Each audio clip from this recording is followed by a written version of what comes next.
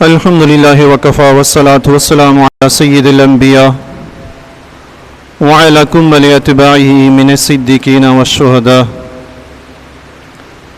قال الله تبارك وتعالى في شأن حبيبه مخبرا وآمرا: إن الله وملائكته يصلون على النبي يا أيها الذين آمنوا صلوا عليه وسلموا تسليما. اللهم صل على محمد وعلى آل سيدنا ومولانا محمد وبارك وسلم صلاة وسلاما دائما على حبيبك خير الخلق كلهم والحبيب الذي ترجى شفاعته لكل حول من الأهوال مقتحمين. اما بعد، گزشتہ جمعۃ المبارک کو آپ بھائیوں کے سامنے سورہ آل عمران کی 3-4 آیات مبارکہ پیش کی تھی. ان میں سے 2 آیات کے متعلق تو گفتگو کی تھی، باقی 2 آیات رہتی تھی جن میں اللہ تبارک و تعالی نے متقین کی صفات کو ذکر فرمایا ہے. میں چاہتا ہوں کہ آج انہی متقین کی صفات پر مزید کچھ آپ کے سامنے گفتگو کر دی جائے. تو اللہ تبارک و تعالی ارشاد فرماتا ہے، جن کے بارے میں رب نے فرمایا تھا نا کہ رب کے ہاں ان لوگوں کے لیے بڑا اجر عظیم ہے، جنت ہے جس میں باغات ہیں، نہریں بہتی ہیں. تو وہ کن کے لیے رب کائنات نے فرمایا تھا؟ للذین اتقوا، متقین لوگوں کے لیے اللہ کے پاس بہت بڑی نعمتیں ہیں. تو وہ متقین ہیں کون؟ خود رب کائنات نے ان کی تفصیل قرآن کریم میں بیان فرمائی. رب نے فرمایا: الذین یقولون ربنا اننا آمنا فاغفر لنا ذنوبنا. متقین لوگ وہ ہیں جو اللہ کی بارگاہ میں دعا کرتے ہیں، عرض کرتے ہیں مولا ہم ایمان لائے تو ہمارے گناہوں کو معاف فرما دے، ہمارے گناہوں کو معاف فرما دے. ایمان لانے کے بعد بندہ مومن کو سب سے بڑی جو فکر ہوتی ہے وہ اس کو اپنے نامہ اعمال کی ہوتی ہے، اپنے کاموں کی ہوتی ہے. اس لیے رب کی بارگاہ میں دعا کرتے ہیں اللہ ہم ایمان لائے فاغفر لنا ذنوبنا، ہمارے گناہوں کو معاف فرما دے.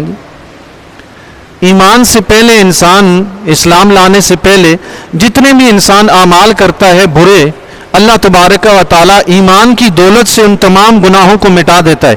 الا یہ کہ حقوق العباد ہوں وہ بخشے نہیں جاتے جب تک انسان ان حقوق کو ادا نہ کرے.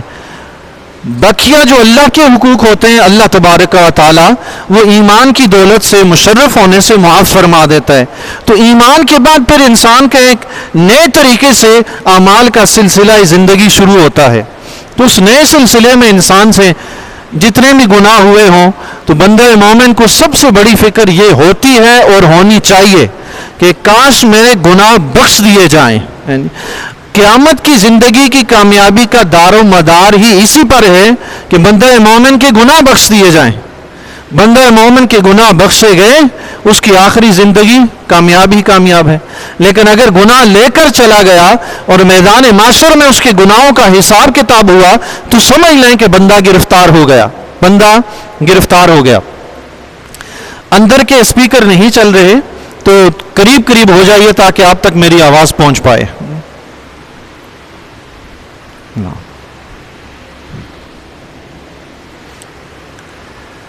دعا کرتے ہیں ہمارے گناہوں کو معاف فرما، اور پھر ساتھ ہی کہتے ہیں وقنا عذاب النار، ہمیں جہنم کی آگ کے عذاب سے بچا، ہمیں جہنم کی آگ کے عذاب سے بچا. گناہوں کی بخشش رب کی بارگاہ میں انسان کیوں طلب کرتا ہے؟ اس کو پتا ہے کہ گناہوں کی سزا جہنم ہے، اسی لیے گناہوں کی بخشش کے ساتھ ساتھ وہ یہ بھی دعا کرتا ہے مولا گناہ بھی بخش دے، جہنم سے چھٹکارا بھی دے دے. حقیقت یہ ہے کہ وہ مالک ہے، گناہ بخشنے کے بعد بھی کسی بات پہ پکڑے جہنم میں پھینک دے اسے کوئی روکنے والا نہیں ہے. وہ گناہوں کے بغیر بھی جہنم میں پھینک دے اسے کوئی روکنے والا نہیں ہے. گناہوں کی معافی بھی مانگنی چاہیے اور اللہ کی بارگاہ میں یہ بھی دعا کرنی چاہیے کہ اللہ تبارک و تعالی ہمیں جہنم سے چھٹکارا عطا فرمائے. متقین کی ایک صفت یہ تھی کہ دعا کرتے ہیں، گناہوں کی معافی مانگتے ہیں اور اللہ تبارک و تعالی کی بارگاہ میں عرض کرتے ہیں کہ جہنم سے بچا لے. دوسری صفت ان کی فرمایا الصابرین. اللہ تعالیٰ نے فرمایا متقین کی جو دوسری صفت قرآن کریم میں اس مقام پر بیان ہوئی، اللہ تبارک و تعالیٰ نے ارشاد فرمایا الصابرین، صبر کرنے والے. اللہ اکبر. صبر کرنے والوں کا بڑا مقام ہے جی. حضرت علی رضی اللہ تعالیٰ عنہ سے ایک روایت ہے کہ صبر 3 قسم کا ہوتا ہے. صبر 3 قسم کا ہوتا ہے. پہلی قسم میں فرمایا فصبر علی المصیبت، مصیبت پر صبر. مصیبت پر صبر. انسان کو کوئی تکلیف تنگی وغیرہ پہنچتی ہے تو اس پر انسان کیا کرے؟ صبر کرے. دوسری چیز فرمایا وصبر علی الطاعت، عبادت پر صبر. عبادت کرتے ہوئے انسان کو جو مشقت اٹھانی پڑتی ہے، جو تکلیف اٹھانی پڑتی ہے، بندہ مومن اس تکلیف کے لیے تیار ہو جائے کہ مجھے یہ کرنا ہے، مجھے یہ تکلیف اٹھانی ہے. روزہ رکھتے ہیں، صبح سے شام تک بھوکے پیاسے رہتے ہیں، بھوک اور پیاس کی تکلیف برداشت کرنی پڑتی ہے. بندہ مومن روزہ رکھتا اپنے آپ کو تیار کرتا ہے کہ میں اللہ کی اس عبادت پر جو تکلیف پہنچے گی صبر کروں گا. اب پیاسا ہے، پانی نہیں پیتا، صبر کرتا ہے کیونکہ اللہ کی عبادت کر رہا ہے. بھوکا ہے، کھانا نہیں کھاتا کیونکہ اللہ کی عبادت کر رہا ہے، اس پہ صبر کر رہا ہے. بھوک لگی ہے، شدت کی بھوک ہے، دوپہر کا وقت ہے، کھانے کا ٹائم ہے، گھر میں سب کچھ موجود بھی ہے، مگر بندہ مومن پھر بھی نہیں کھاتا، اس لیے کہ وہ طاعت پر، اللہ کی عبادت پر صبر کر رہا ہے. سبحان اللہ. تیسری قسم وصبر علی المعصیت، گناہوں سے صبر.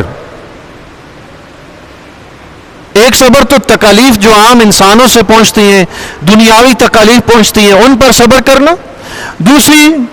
دوسری قسم صبر کرنے کی کہ اللہ کی اطاعت پر صبر کرنا، عبادت پر صبر کرنا. تیسری گناہوں سے صبر کرنا.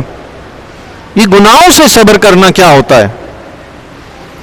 انسان دنیا میں جتنے بھی کام کرتا ہے ان سے وہ فائدہ حاصل کرتا ہے، لطف اندوز ہوتا ہے، لذت حاصل کرتا ہے. مثال کے طور پر ایک شخص ہے، چور ہے، چوری کرتا ہے. چوری کیوں کرتا ہے؟ اس کو اگر اس سے فائدہ نہیں ہوتا، اس سے لطف نہیں آتا، وہ چوری کرتا کیوں ہے؟ چوری اسی لیے کرتا ہے کہ اس سے اس کو فائدہ حاصل ہوتا ہے.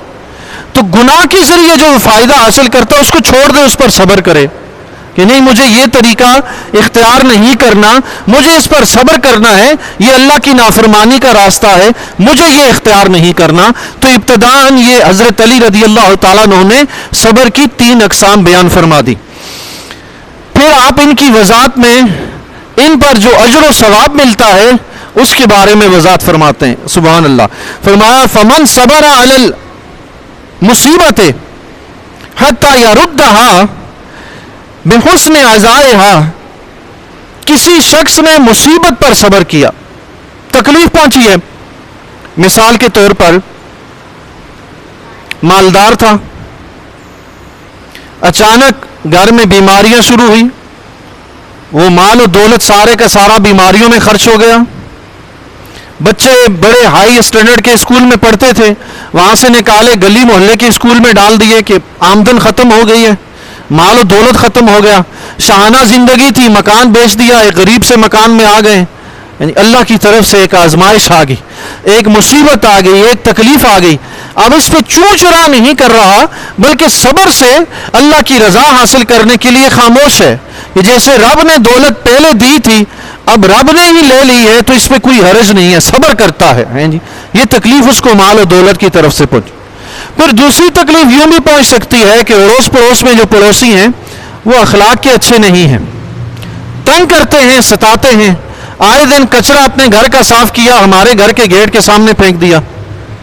آئے دن ان کے بچے شور شرابہ کرتے ہیں، رات کو سونے نہیں دیتے. اب وہ اپنے پڑوسی کی تکالیف کو پڑوسی سمجھ کر رب کی رضا کی خاطر برداشت کر رہا ہے کہ میرا پڑوسی ہے، چلیں. لڑائی جھگڑے سے پرہیز کرتا ہے، برداشت کر رہا ہے. تو یہ تکالیف پر، مصیبتوں پر دنیا میں جو پہنچائی جا رہی ہیں ان پر انسان کا صبر کرنا ہے. اگر بندہ ایسے صبر کرے تو اس کا اجر کیا ہے؟ حضرت علی رضی اللہ تعالیٰ نے فرمایا کتب اللہ لہ ثلاثمائۃ درجۃ ما بین الدرجتین کما بین السماء والارض. سبحان اللہ. فرمایا جو شخص مصیبت پر صبر کرتا ہے اللہ تعالیٰ اس کے لیے 300 درجات لکھ دیتا ہے. سبحان اللہ. 300 کتنے جی؟ 300 درجات کہاں لکھ دیتا ہے؟ وہ جنت کے 300 درجات لکھ دیتا ہے، جنت کی 300 منازل لکھ دیتا ہے. سبحان اللہ. اس کو آپ دنیاوی مثال میں آپ کے سامنے یوں عرض کر سکتا ہوں. آپ ایک شہر میں رہتے تھے، کام کاج اچھا کیا، حکومت نے خوش ہو کر وہ شہر پورا آپ کے حوالے کر دیا. آپ نے اور اچھا کیا، حکومت نے دوسرا بھی آپ کے حوالے کر دیا، اور اچھا کیا تیسرا بھی حوالے کر دیا. یوں کرتے کرتے شہروں کے شہر آپ کے حسن اعمال کی وجہ سے حکومت نے آپ کے حوالے کر دیے. جنت میں کئی منازل ہیں، کئی درجات ہیں. اللہ اکبر. ایک سے بڑھ کر ایک ہے. اللہ اکبر. سبحان. جو شخص مصیبت پر صبر کرتا ہے اللہ تبارک و تعالی اسے جنت میں 300 درجات بلند جگہ عطا فرمائے گا. سبحان اللہ. آپ یوں نہیں سمجھیں کہ ایک بندہ غریب کچی آبادی سے اٹھے، حکومت اسے کہے کہ تمہیں کلفٹن میں ایک محل بنا کر دیتے ہیں. سبحان اللہ. حسن اعمال کے بدلے میں کچی آبادی سے اٹھے وہاں چلا جائے. تو یہ تو اللہ تعالیٰ کے بتائے ہوئے 300 درجات ہیں. اب ان کا کون اندازہ لگا سکتا ہے، کون حساب لگا سکتا ہے؟ بندہ اگر دنیا میں مصائب پر صبر کر لے تو کل قیامت کے دن جب رب کائنات اس کو جنت میں یہ 300 درجات عطا فرمائے گا تو پھر اپنی آنکھوں سے دیکھ کر آنکھیں ٹھنڈی کر لے گا. سبحان اللہ. دوسری چیز فرمایا فمن صبر علی الطاعۃ، مصیبت پر صبر کرے تو جنت میں 300 درجات بلند ہوتے ہیں. اور اگر رب کی عبادت پر صبر کرے، سبحان اللہ، اگر رب کی عبادت پر صبر کرے، فرمایا کتب اللہ له 600 درجۃ ما بین الدرجتین کما بین تخوم الارض الی منتہی الارضین. اگر بندہ اللہ کی اطاعت پر صبر کرے، عبادت کرتے ہوئے بندے کو جو مشقت اٹھانی پڑتی ہے وہ اٹھائے، اس لیے کہ نہیں مجھے اپنے رب کو راضی کرنا ہے. بیڈ پہ لیٹا ہوا تھا، زور کی اذان ہوئی، آنکھیں بند ہو رہی تھی، پتا چلا کہ اب آنکھیں کھولتے ہیں تو تکلیف ہوگی، پریشانی ہوگی، غضب کی نیند آئی ہوئی ہے. اب نیند چھوڑتا ہے، تکلیف اٹھانی ہے، لیکن وہ نیند کو اس لیے چھوڑ دیتا ہے کہ نہیں میرے رب کی طرف سے بلاوا آیا ہے، میرے رب کی طرف سے نماز کی دعوت آئی ہے، مجھے اس بدن کی تکلیف کو گوارا کرنا ہے مگر رب کی ناراضگی گوارا نہیں ہے. اٹھو تکلیف گوارا کر لو مگر اپنے رب کو راضی کرنے کے لیے مسجد چلو. سبحان. اٹھا اور مسجد آ گیا. سبحان اللہ. یہ تکلیف اٹھائی کس کے لیے؟ رب کی عبادت کے لیے. سبحان اللہ. اللہ کے حبیب علیہ الصلوۃ والسلام نے فرمایا جو رب کی عبادت کے لیے دنیا میں تکلیف اٹھائے اللہ تعالیٰ جنت میں اس کے 600 درجات بلند فرما دیتا ہے. سبحان اللہ.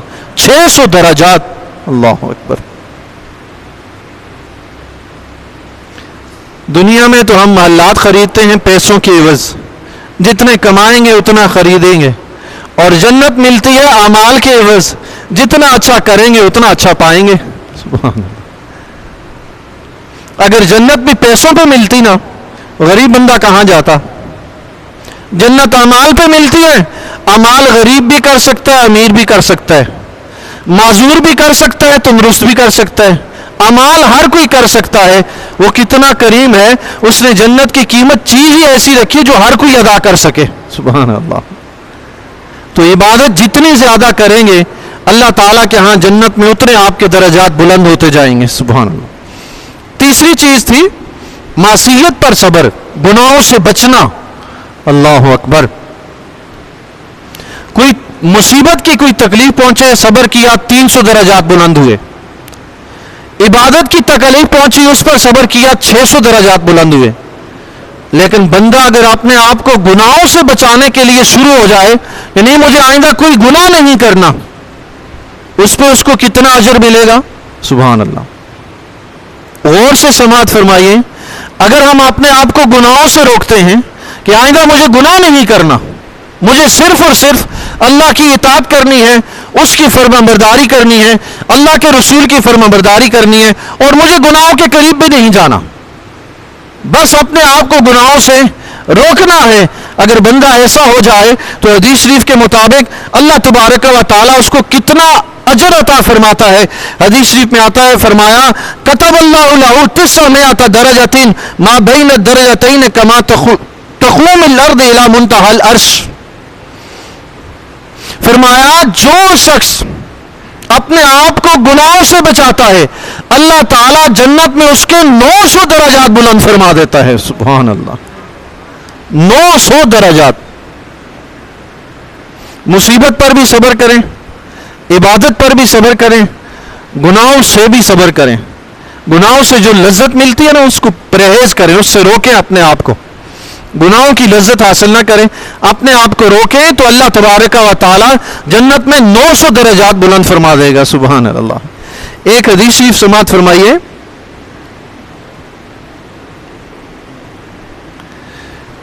علامہ ابو الیاس سمرقندی رحمۃ اللہ تعالی علیہ نے قرۃ العیون میں نقل فرمائی ہے.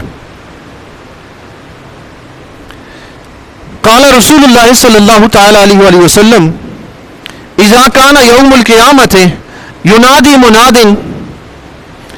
حضور علیہ الصلوۃ والسلام نے ارشاد فرمایا جب قیامت کا دن ہوگا تو قیامت کے دن ایک اعلان کرنے والا اعلان کرے گا. قیامت کے دن میدان معاشر میں اعلان کرنے والا اعلان کرے گا من لہ علی اللہ دین. کون شخص ہے جس کا اللہ پر قرض ہے. اللہ, ہم آپس میں تو ایک دوسرے کو قرض دیتے ہیں, پتہ چلتا ہے کہ فلاں شخص ہمارا مقروض ہے. اللہ بھی کسی کا مقروض ہے کیا؟ قیامت کے دن اعلان ہوگا کون شخص ہے جس کا اللہ پر قرض ہے. اللہ کس کا مقروض ہے؟ فتقول الخلائق ومن ذا الذی لہ علی اللہ دین. میدان معاشر میں اعلان ہوگا وہ کون شخص ہے جس کا اللہ پر قرض ہے. تو مخلوق خدا میدان معاشر میں بول اٹھے گی کہ ایسا کون سا شخص ہے جس کا اللہ پر قرض ہے. اللہ اکبر. وہ کون شخص ہے جس کا اللہ پر قرض ہے. فتقول الملائکۃ, تو فرشتے ارشاد فرمائیں گے. میدان معاشر میں لوگ پوچھیں گے ایسا کون سا شخص ہے جس کا اللہ پر قرض ہے.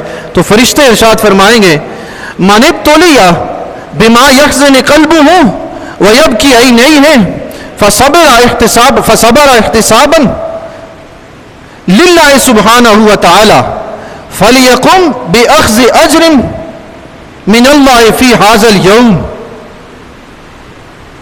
پوچھیں گے وہ کون شخص ہے جس کا اللہ پر قرض ہے. تو فرشتے اس وقت کہیں گے وہ شخص جسے دنیا میں مصیبت اتنی پہنچی, وہ اتنا رنجیدہ ہوا, اس کا دل بھی آزردہ ہوا, حتیٰ کہ اتنا تکلیف میں مبتلا ہوا کہ اس تکلیف کی, اس مصیبت, اس غم کی وجہ سے اس کی آنکھوں سے آنسو بے پڑے. اس شخص کا اللہ پر قرض ہے, آج کھڑا ہو اور اللہ سے قرض لے لے. سبحان اللہ. دنیا میں روتے ہیں نا, تکلیف مصیبت پریشانیاں پہنچتی ہیں, روتے ہیں نا. کھانے پینے کے لیے گھر میں کچھ نہیں ہے, بیوی بچے بھوکے ہیں, کام کاج کچھ نہیں ہے, ملازمت نہیں, ذریعہ آمدن نہیں. جاتے ہیں فیکٹری والے دھکے دے کے نکال دیتے ہیں, ضرورت نہیں ہے. آفس میں گئے دھکے دے کے نکالا, ضرورت نہیں ہے. سرکاری ملازمت کے لیے کوششیں کی, ضرورت نہیں, نکال دیا. نوکری نہیں ملتی, ذریعہ معاش نہیں ملتا, گھر میں بیوی بچے فاقہ کشی میں ہیں. اللہ اکبر. ایک وقت کی فاقہ کشی گزرے اور دوسری وقت بھی کھانے کو نہ ملے تو بندے کی آنکھوں سے آنسو چھلک پڑتے ہیں, آنسو بے پڑتے ہیں. اپنے ساتھ بیتی ہو تو یہ تو اور معاملہ ہے. یہ تو صورتحال ایسی ہے, بندہ کسی پڑوسی کا سنے کہ ایک دن سے پورے فاقہ کشی ہے, ان کو آج تک صبح سے شام تک کھانا نہیں ملا, تو بندے کی آنکھیں نم ہو جاتی ہیں. بندہ بندہ ہو, بہرحال بندوں میں فرق ہوتا ہے, بندوں میں فرق ہوتا ہے. انسان انسان ہو تو کسی کی تکلیف دیکھ کر بھی آپ دیدہ ہو جاتا ہے, لیکن انسان میں انسانیت ہی نہ ہو اسے پھر اپنے گھر والوں کا بھی احساس نہیں ہوتا. صبح کھانا نہیں ملا, دوپہر کو نہیں ملا, شام ہو گئی ہے اور کوئی مدد بھی نہیں کر رہا, باہر جا کے مانگا, ہر کوئی کہتا ہے فراڈی ہے, دھوکے باز ہے. اللہ تعالیٰ ایسے لوگوں کو ہدایت نصیب فرمائے جو بلا وجہ جا کر مانگتے ہیں, ان کی وجہ سے مستحق بیچارے رہ جاتے ہیں. اللہ تعالیٰ ایسے لوگوں کو ہدایت نصیب فرمائے. اچھا, ایک خوبصورت سا مشورہ ہے کسی نے بڑی حکمت آموز بات کہی، مجھے بہت اچھی لگی اور الحمدللہ اس پہ عمل کرنا بھی شروع کیا. اس نے کہا کہ یہ جتنے بھی مانگنے والے سائلین ہوتے ہیں نا، ان کو ہم پیسہ دیتے ہیں، بجائے پیسے کے ہم ان کو کھانے پینے کی ضرورت کی اشیاء دیں. یقیناً پھر صرف وہی مانگیں گے جو بیچارے بھوکے پیاسے ضرورت مند ہوں گے. کھانے کی چیز ملی ہے، گھر سے راشن اٹھا کر کھانے کے لیے دے دیا، پکا ہوا کھانا تھا وہ دے دیا کھانے کے لیے، اب وہ بازار جا کے بیچے گا کیا؟ دکان سے سودا صرف لے کے خرید دیا، ایک دن بیچا، 2 دن، تیسرے دن، چوتھے دن دکاندار بھی پوچھے گا بھائی یہ روز کوئی خرید کے دیتا ہے، تم بیچ دیتے ہو، یہ کیا کرتے ہو؟ آپ یقین جانیں اس طرح سے زیادہ نہیں کم از کم 50% سائلین کم ہو جائیں گے، پیچھے وہی بچیں گے جو ضرورت مند ہوں گے. میں نے سنا یہ لاک ڈاؤن کے دوران ایک شخص کہیں چوراہے میں کھڑا ہو گیا 1 کلو آٹے کی تھیلی لے کر، اور وہ بانٹنے کے لیے جب اپنی گاڑی سے باہر نکلا تو لوگ دوڑتے ہوئے آئے. اس نے کہا بھائی میرے پاس یہ 1 کلو آٹے کی تھیلی ہے، جس کو 1 کلو آٹا چاہیے وہ آئے. تو اب وہ جتنے بھی تھے نا خواہش مند، خواہشوں کے پجاری، وہ سارے کے سارے ہٹ گئے. 1 کلو آٹا لے کے کیا کریں گے؟ جو ضرورت مند تھا، جس کو ایک وقت کا کھانا بھی نہیں ملا، اس کے لیے تو 1 کلو آٹا سونے کی تھیلی ہے. تو جو ضرورت مند تھے وہی آگے بڑھے. انہوں نے جا کر وہ آٹے کی کلو والی تھیلی لی. گھر جا کر جب وہ 1 کلو آٹا برتن میں پلٹا، پتا چلا کہ اس کے اندر سے 5-5 ہزار والے 4 نوٹ 20,000 روپے نکل آئے. سبحان اللہ. فراڈیے جو تھے وہ ہٹ گئے، جو ضرورت مند تھے کلو آٹا انہوں نے لیا.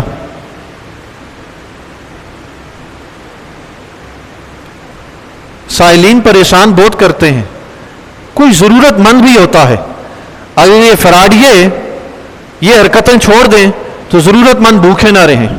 پھر ہر کوئی سمجھے کہ اس کو یقین ہو یہ ضرورت مند ہے اس لیے مانگ رہے، تو ہر کوئی ان کی ہیلپ کرے، مدد کرے. اب بھی لوگ کرتے ہیں، فراڈیہ جاننے کے باوجود بھی کرتے ہیں. اللہ تبارک و تعالیٰ نے امت مسلمہ کو ایسا بہترین دل عطا فرمایا ہے، ایسا رحم اور ایسی شفقت عطا فرمائی ہے کہ بیچارہ دیکھتا ہے فراڈیہ جو بھی پھر بھی دے دیتا ہے، چلو یار اللہ کے نام پہ دے دو، پھر بھی مدد کرتا ہے. ایسے لوگوں کو شرم آنی چاہیے جو دوسروں کا حق مار ڈالتے ہیں. تو مصیبت میں انسان کی آنکھوں سے آنسو، پریشانی کے وقت جب بچے بھوکے بلک رہے ہو نا، کھانے کو نہ مل رہا ہو، تو آنکھیں اشکبار ضرور ہوتی ہیں. تو حدیث شریف میں آیا کہ دنیا میں مصیبت پہنچی، دل رنجیدہ ہوا، آنکھوں سے آنسو بہ پڑے، تو قیامت کے دن وہ شخص اللہ کی بارگاہ میں حاضر ہوگا. اس سے کہا جائے گا کہ تمہارا اللہ پر قرض ہے، آؤ آج تم اللہ سے اپنا قرض لو. سبحان اللہ. آج تم اللہ سے اپنا قرض لو. اللہ اکبر. فتقوم خلائق کثیرۃ من اہل البلاء، تو اس وقت کئی مصیبت زدہ اٹھیں گے دنیا میں، جنہوں نے تکلیف دیکھی تھی، کئی اٹھیں گے، کئی کھڑے ہوں گے، ہم نے بھی مصیبت دیکھی ہے، ہم نے بھی مصیبت دیکھی ہے. فتقول الملائکۃ لیست الدعوۃ بلا بینۃ ارونا صحائفکم، تو فرشتے کہیں گے کہ تم نے یہ دعویٰ تو کیا ہے کہ مصیبت زدہ ہم ہیں، لیکن اس کی دلیل بھی ہونی چاہیے کہ واقعی تم ہی مصیبت زدہ ہو. لاؤ اپنا اعمال نامہ دکھاؤ، اپنا اعمال نامہ دکھاؤ تاکہ ہم دیکھیں واقعی آپ دنیا میں مصیبت زدہ تھے. تو وہ فرشتوں کو اپنے اعمال نامے دکھائیں گے. فَيَنْظُرُونَ فِي صَحَائِفِهِمْ فَمَنْ وَجَدَ فِي صَحِيفَةٍ سُخْطًا أَوْ كَلَامًا فَاحِشًا يَقُولُونَ اُقْعُدْ فَمَا أَنْتَ مِنَ الصَّابِرِينَ. تو جس شخص کے اعمال نامہ میں مصیبت تو ہے، لیکن جو ہی مصیبت پہنچی اس نے بہت برا بھلا کلام کیا، بہت بری گفتگو کی، یہ اللہ نے ہمارا ہی گھر دیکھ لیا ہے، نعوذ باللہ. یہ کفریہ کلمہ ہے، یاد رکھیے گا. ہمارے ہی گھر مصیبتیں آنی تھی، ہم ہی رہ گئے تھے معاشرے میں. کیا کفریہ کلمہ ہے یہ، اللہ کی ناشکری ہے. پتہ نہیں ساری مصیبتیں ہمارے اوپر ہی کیوں آتی ہیں، یہ بیماریاں ہمارا گھر ہی نہیں چھوڑتی. یہ ایسی گفتگو ہے جو آپ کی مصیبت کے اجر کو ضائع کر دیتی ہے. تو جب فرشتے اس طرح کی گفتگو دیکھیں گے، مصیبت تو ہے، بیماری آئی تھی، اس پہ جو اجر و ثواب ملنا تھا حضرت نے اللہ کی بارگاہ میں شکوے شکایتیں کر کے خود ہی ختم کر دیا، جاؤ ضرورت ہی نہیں رہی۔ تو فرشتے کہیں گے اقعد فما انت من الصابرین، واپس جا کر بیٹھ جائیے، آپ صبر کرنے والے نہیں ہیں۔ اللہ اکبر، آپ صبر کرنے والے نہیں ہیں۔ اللہ وَكَذَلِكَ إِذَا وَجَدُوا فِي صَحِيفَةِ الْمَرْأَةِ سُخْطًا، اور یوں ہی کسی عورت کے نامہ اعمال میں ناراضگی پائیں گے، شوہر کی طرف سے کوئی تکلیف پہنچی ہے، ناراض ہو گئی ہے، اس ناراضگی نے اگر وہ صبر کرتی شوہر سے پہنچنے والی تکلیف پر تو اس کو کل قیامت کے دن اجر ملتا ایسا کہ رب کے فرشتے کہہ رہے ہوتے اللہ پہ اس کا قرض ہے، اللہ پہ اس کا قرض ہے۔ خدا کی بندی اگر شوہر کی تکلیف برداشت کر لیتی تو کل قیامت کے دن اللہ قیامت کے دن رب کی بارگاہ میں حاضر ہوتی کہ اس کا اللہ پہ قرض ہوتا۔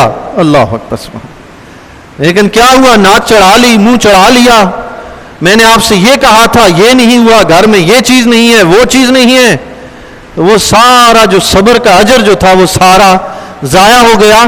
ایسی کوئی خاتون ہوگی یا ایسا کوئی مرد ہوگا تو فرشتے اس سے کہیں گے کہ تم جاؤ، بیٹھ جاؤ، تم صبر کرنے والے نہیں ہو۔ تلاش کرتے کرتے صبر کرنے والے جو لوگ ہوں گے نا، جنہیں مصیبت پہنچی، انہوں نے کہا اللہ کی طرف سے آئی ہے، اللہ ہی رحم فرمائے۔ سبحان اللہ، اللہ نے ہی بھیجی ہے، اللہ ہی کرم فرمائے، اللہ ہی اس کو دور فرمائے، یا اللہ تو رحم فرما، تو معاف فرما۔ شکوہ نہیں کیا، رب کی بارگاہ میں اپنے گناہوں کی معافی مانگی۔ پتہ ہے کہ دنیا میں فرشتہ تو نہیں ہوں، کتنے ہی گناہ میں نے کیے ہیں، رب نے ایک تھوڑی سی تکلیف بھیج دی تو میں اس میں چیخنے چلانے لگ جاؤں؟ نہیں، رب کے شکر ادا کرو کہ تکلیف تو اس نے بھیجی اس لیے ہے میرے گناہوں سے جو نامہ اعمال کی گٹھری بڑھی ہوئی تھی نا، اللہ تعالیٰ نے اس کا بوجھ ہلکا کرنا ہے، اس کو خالی کرنا ہے۔ رب کا شکر ادا کروں کہ مولا تیرا شکر ہے تو نے تکلیف بھیجی، لیکن میں اس قابل نہیں کہ اسے برداشت کر سکوں، میرے گناہوں کو بھی معاف فرما، اس مصیبت کو بھی دور فرما۔ اللہ اکبر، یہ دعا کرے اللہ کی بارگاہ میں تو یہ صبر کے خلاف نہیں ہے جی۔ لیکن چیخنا چلانا، ہمارا ہی گھر نظر آیا تھا، یہ وہ اس طرح کی باتیں، یہ صبر کے بھی خلاف ہیں اور اللہ کی بارگاہ میں ناشکری بھی ہے۔ تو فرشتے جب صابرین کو تلاش کر لیں گے، پکڑ لیں گے، تو وہ اللہ تعالیٰ کی بارگاہ میں عرش کے نیچے لے کر ان کو جائیں گے۔ فَيَقُولُونَ يَا رَبَّنَا هَؤُلَاءِ عِبَادُكَ الصَّابِرِينَ، فرشتے ان بندوں کو لے کر صابرین کو اللہ کی بارگاہ میں عرش کے نیچے حاضر ہوں گے اور اللہ کی بارگاہ میں عرض کریں گے، اے ہمارے رب، تیرے صبر کرنے والے بندے یہ رہے۔ اللہ، ان کو پکڑ کے اللہ کی بارگاہ میں حاضر کیا جائے گا۔ مولا یہ دنیا میں جو صبر کرنے والے تھے نا، تو نے کیا کیا تکلیفیں ان پر بھیجی، مصیبتیں بھیجی، مولا یہ تیری رضا کی خاطر برداشت کرتے رہے، حتیٰ کہ دنیا کی زندگی بھی مر مر کے گزاری۔ اللہ، بڑے مشکل سے لوگ حالات گزارتے ہیں جی۔ اللہ نے ہمیں اپنے وسیع خزانوں سے نوازا ہوا ہے، ہم اللہ کا جتنا شکر ادا کریں کم ہے۔ معاشرے میں ہمارے کئی مسلمان بہن بھائی بڑی مشکل سے زندگی بسر کر رہے ہیں، بڑی قسم پرسی کی زندگی بسر کر رہے ہیں۔ اللہ تعالیٰ انہیں جنت میں دگنا مقام عطا فرمائے۔ دنیا میں مصیبت دیکھی ہے، اللہ ان کی آخرت کی تمام مصیبتیں دور فرمائے۔ اللہ، تو فرشتے اللہ کی بارگاہ میں عرض کریں گے، مولا تیرے صبر کرنے والے بندے یہ حاضر ہیں۔ فَيَقُولُ اللَّهُ عَزَّ وَجَلَّ رُدُّوهُمْ إِلَى شَجْرَةِ الْبَلْوَى، اللہ تعالیٰ فرمائے گا انہیں شجرۃ البلوہ کے پاس لے جاؤ۔ شجرہ بلوہ، شجر بلوہ ایک جنت میں درخت ہے جو ان لوگوں کے لیے ہے، وہ لوگ اس کے سائے میں بیٹھیں گے دنیا میں جو تکالیف میں مبتلا ہوئے تھے۔ اللہ تعالیٰ فرمائے گا انہیں اس درخت کے پاس لے جاؤ۔ فَيَرُدُّونَهُمْ إِلَى شَجْرَةٍ، وہ اس درخت کے پاس لے جائیں گے، أَصْلُهَا ذَهَبٍ وَأَوْرَاقُهَا حَلَلٍ، اس درخت کی جڑ، اس کا تنا سونے کا ہوگا اور اس کی ٹہنیاں اور پتے چاندی کی ہوں گی۔ يَسِيرُ الرَّاكِبُ فِيهِ مِئَةَ عَامٍ، اس درخت کا سایہ اتنا طویل ہوگا، وہ درخت اتنا بڑا ہوگا، اگر کوئی گھوڑے پہ سوار ہو کر 100 سال تک اس درخت کے نیچے چلتا رہے تب بھی ختم نہیں ہوگا. اللہ، اتنا بڑا درخت، اس درخت کے نیچے بیٹھے گا کون؟ وہ دنیا میں جو مصیبت میں پڑے تھے وہ صبر کرنے والے لوگ بیٹھیں گے. سبحان اللہ. باقی میدان معاشر میں کھڑے ہیں، یہ صبر کرنے والے رب کی خصوصی رحمت سے نوازے جا رہے ہیں. اس درخت کے نیچے پہنچا دیے جائیں گے. فَيَجْلِسُونَ تَحْتَ ظِلِّهَا، اس کے سائے میں بیٹھ جائیں گے. وَيَتَجَلَّى عَلَيْهِمُ الْحَقِّ، اللہ تعالیٰ ان پر اپنی تجلی فرمائے گا. سبحان اللہ، اللہ اکبر.